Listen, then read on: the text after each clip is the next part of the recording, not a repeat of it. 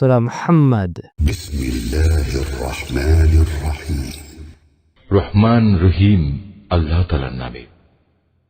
যারা আল্লাহ তাআলাকে অস্বীকার করেছে এবং অন্য মানুষদের আল্লাহর পথ থেকে দূরে সরিয়ে রেখেছে, আল্লাহ তাআলা তাদের সমগ্র কর্মই বিনষ্ট করে দিয়েছেন।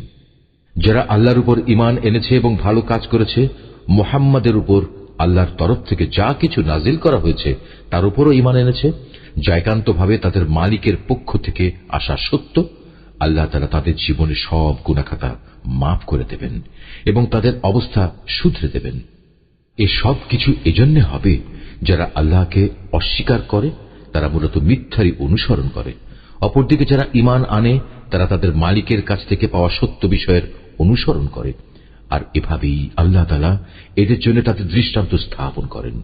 অতএব যুদ্ধের ময়দানে যখন তোমরা কাফেরদের সম্মুখীন হবে, তখন তোমরা তাদের গর্দানে আঘাত করো।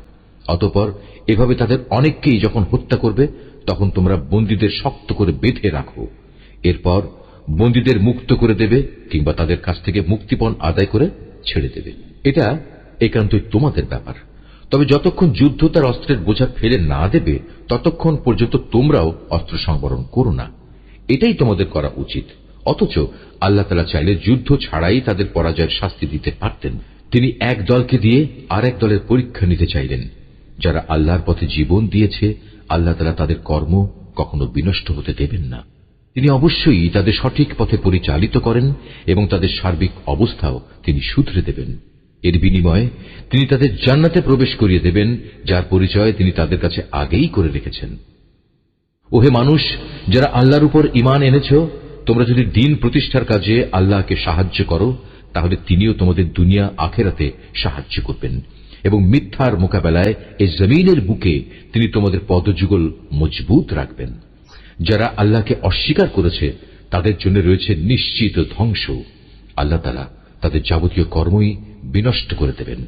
এর কারণ হচ্ছে আল্লাহ তাআলা তাদের জন্য যা কিছু পাঠিয়েছেন তারা তা অপছন্দ করেছে। ফলে আল্লাহ তাআলাও তাদের যাবতীয় কর্ম বিনষ্ট করে দিয়েছেন। এই লোকগুলো কি আল্লাহর জমিনে পরিভ্রমণ করে দেখতে পারে না? বিদ্রোহের পরিণামে তাদের পূর্ববর্তী লোকদের কি অবস্থা হয়েছিল? আল্লাহ তাআলা তাদের সমূলে বিনাশ করে দিয়েছেন। যারা আল্লাহকে অস্বীকার করেছে, তাদের জন্যও সেই একই ধরনের আযাব রয়েছে। এর কারণ হচ্ছে যারা আল্লাহতে বিশ্বাস করে, আল্লাহই হন তাদের একমাত্র রক্ষক। প্রকারান্তরে যারা তাকে অবিশ্বাস করে, তাদের কোথাও কোনো সাহায্যকারী থাকে না। যারা আল্লাহর উপর ঈমান এনেছে এবং ভালো কাজ করেছে, আল্লাহ তাআলা অবশ্যই সেসব লোকদের এমন এক সুরম্য জান্নাতে প্রবেশ করাবেন, যার তলদেশ দিয়ে ঝর্ণাধারা প্রবাহিত হতে থাকবে।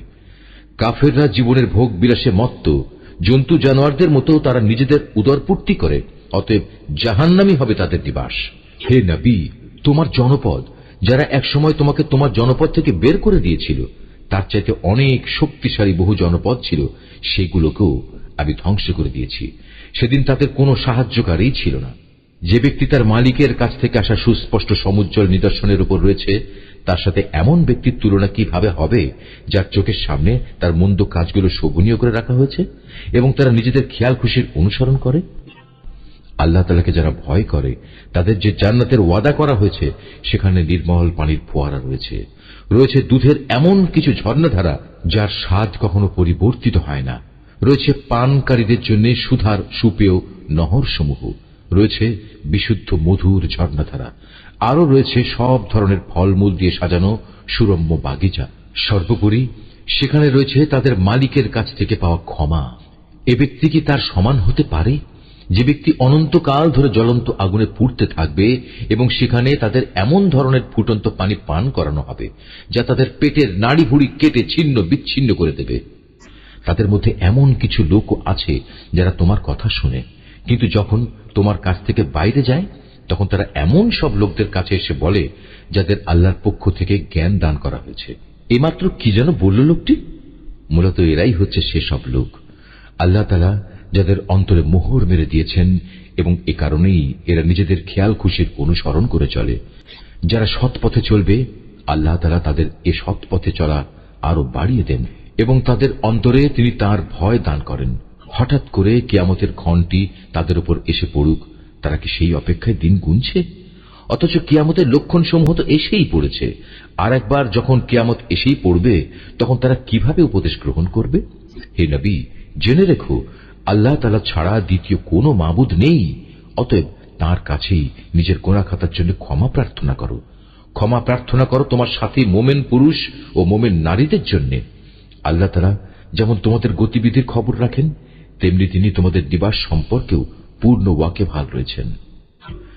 যারা ঈমান এনেছে তারা অত্যন্ত উৎসাহের সাথে বলে, কত ভালো হতো যদি আমাদের প্রতি জিহাদের আদেশ সম্বলিত কোন সূরা নাজিল করা হতো। অতঃপর যখন সেই ঈপ্সিত সূরাটি নাজিল করা হয়েছে, তাতে যাদের প্রতি জিহাদের আদেশ দেয়া হলো, তখন যাদের অন্তরে মুনাফিকের ব্যাধি রয়েছে, তারা এটা শুনে তোমার দিকে মৃত্যুর ভয় ও সন্ত্রস্ত দৃষ্টিতে তাকাতে থাকলো। অতঃপর তাদের জন্যই রয়েছে শোচনীয় পরিণাম। অথচ আদেশের আনুগত্য করা এবং সুন্দর কথা বলাই ছিল তাদের জন্য উত্তম।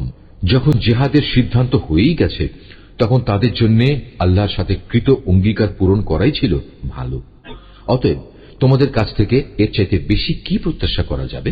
যে তোমরা একবার যদি এই জমিনে শাসন ক্ষমতায় বসতে পারো, তাহলে আল্লাহর জমিনে বিপর্যয় সৃষ্টি করবে এবং যাবতীয় আত্মীয়তার বন্ধন ছিন্ন করে ফেলবে। মূলত এরা হচ্ছে সেসব মানুষ যাদের উপর আল্লাহ তাআলা অভিসম্পাত করেন। তিনি তাদের বোবা করে দিয়েছেন, তাই তারা সত্য কথা বলতে পারে না, এবং তাদের তিনি অন্ধ করে দিয়েছেন, তাই তারা সত্য কি তা দেখতেও পায় না। তবে কি এরা কোরআন সম্পর্কে কোন রকম চিন্তা গবেষণা করে না, নাকি এদের অন্তরসমূহের উপর তালা ঝুলে আছে?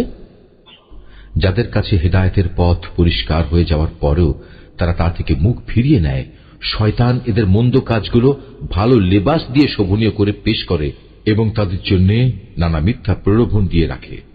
এমনটি এজন্যই হয়েছে, মানুষের জন্য আল্লাহ তাআলা যা কিছু নাজিল করেছেন তা যারা পছন্দ করে না, এরা তাদের বলে, আমরা ঈমানদারদের দলে থাকলেও কিছু কিছু ব্যাপারে আমরা তোমাদের কথা মতোই চলব। আল্লাহ তাআলা এদের গোপন অভিসন্ধি সম্পর্কে খবর রাখেন। সেদিন তাদের অবস্থা কেমন হবে, যেদিন আল্লাহর ফেরেশতা তাদের মুখমণ্ডল ও পৃষ্ঠদেশে প্রচন্ড আঘাত করতে করতে তাদের মৃত্যু ঘটাবে। এটা এজন্যে তারা এমন সব পথের অনুসরণ করেছে যার উপর আল্লাহ তাআলা অসন্তুষ্ট। আল্লাহর সন্তুষ্টি তারা কখনো পছন্দ করেনি। এ কারণেই আল্লাহ তাআলা এদের যাবতীয় কর্ম নিষ্ফল করে দিয়েছে।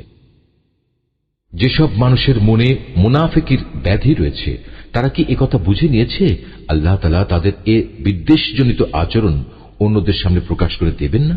আমি তো ইচ্ছা করলে তোমাকে তাদের দেখিয়ে দিতে পারি, অতঃপর তাদের চেহারা দেখেই তুমি তাদের চিনে নিতে পারবে। তুমি তাদের কথাবার্তার ধরন দেখে তাদের অবশ্যই চিনে নিতে পারবে এরাই হচ্ছে আসল মুনাফিক। নিঃসন্দেহে আল্লাহ তাআলা তোমাদের যাবতীয় কার্যের ব্যাপারে সম্যক ওয়াকিবহাল রয়েছেন। আমি অবশ্যই তোমাদের পরীক্ষা করব যতক্ষণ না আমি একথা জেনে নেব কে তোমাদের মাঝে সত্যিকার ভাবে আল্লাহর পথের মুজাহিদ আর কে তোমাদের মধ্যে জিহাদের ময়দানে ধৈর্য ধারণকারী অবিচল। যতক্ষণ পর্যন্ত আমি তোমাদের খোঁজ খবর ভালো করে যাচাই বাছাই করে না নেব, ততক্ষণ পর্যন্ত আমার এই পরীক্ষা চলতে থাকবে। যারা কুফরি করে এবং অন্য মানুষদের আল্লাহর পথে আসা থেকে বিরত রাখে এবং তাদের কাছে হেদায়েতের পথ পরিষ্কার হয়ে যাওয়ার পরেও যারা আল্লাহর রাসূলের বিরোধিতা করে, তারা কখনো আল্লাহ তাআলার কিছুমাত্র ক্ষতি সাধন করতে সক্ষম হবে না, বরং এ কারণে অচিরেই আল্লাহ তাআলা তাদের যাবতীয় কর্ম নিষ্ফল করে দেবেন। ওহে মানুষ, যারা ঈমান এনেছো, তোমরা সর্বাবস্থায় আল্লাহর আনুগত্য করো, শর্তহীন আনুগত্য করো তার রাসূলের। বিদ্রোহ করে কখনো তোমরা নিজেদের কাজকর্ম বিফলে যেতে দিও না। যারা নিজেরা আল্লাহ তাআলাকে অস্বীকার করে এবং অন্য মানুষদেরও যারা আল্লাহর পথে আসা থেকে ফিরিয়ে রাখে, অতঃপর এ কাফের অবস্থায় তারা মরে যায়, আল্লাহ তাআলা এসব লোকদের কখনো ক্ষমা করবেন না। অতএব তোমরা কখনো হতোদ্যম হয়ে পড়ো না এবং কাফেরদের সন্ধির দিকে ডেকো না, কেননা শেষতক বিজয়ী তোমরাই হবে।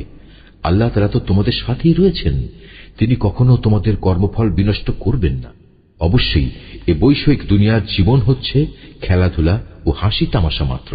এতে মত্ত না হয়ে তোমরা যদি আল্লাহর উপর ঈমান আনো এবং সর্বাবস্থায় আল্লাহকে ভয় করে চলো, তাহলে তিনি অবশ্যই তোমাদের এই কাজের যথার্থ বিনিময় প্রদান করবেন এবং এর বদলে তিনি তোমাদের কাছ থেকে কোন ধন সম্পদ চাইবেন না। যদি কখনো তিনি তোমাদের কল্যাণের জন্য তোমাদের ধন সম্পদের কিছু অংশ দাবি করেন, অতঃপর এর জন্য তিনি যদি তোমাদের উপর প্রবল চাপও প্রদান করেন, তাহলেও তোমরা তা দিতে গিয়ে কার্পণ্য করবে, ফলে তোমাদের বিদ্বেষজনিত আচরণগুলো তিনি বের করে দেবেন। হ্যাঁ, এ হচ্ছে তোমরা, তোমাদেরই তো ডাকা হচ্ছে আল্লাহর পথে সম্পদ খরচ করার জন্য, অতঃপর তোমাদের একদল লোক কার্পণ্য করতে শুরু করল, অথচ যারা কার্পণ্য করে তারা প্রকারান্তরে নিজেদের সাথেই কার্পণ্য করে। কারণ আল্লাহ তাআলা তো এমনিই যাবতীয় প্রয়োজন মুক্ত, শুধু তোমরাই হচ্ছে অভাবগ্রস্ত। তা সত্ত্বেও যদি তোমরা আল্লাহর পথে ফিরে না আসো, তাহলে তিনি তোমাদের জায়গায় অন্য কোনো এক জাতির উত্থান ঘটাবেন, অতঃপর তারা কখনো তোমাদের মতো হবে না।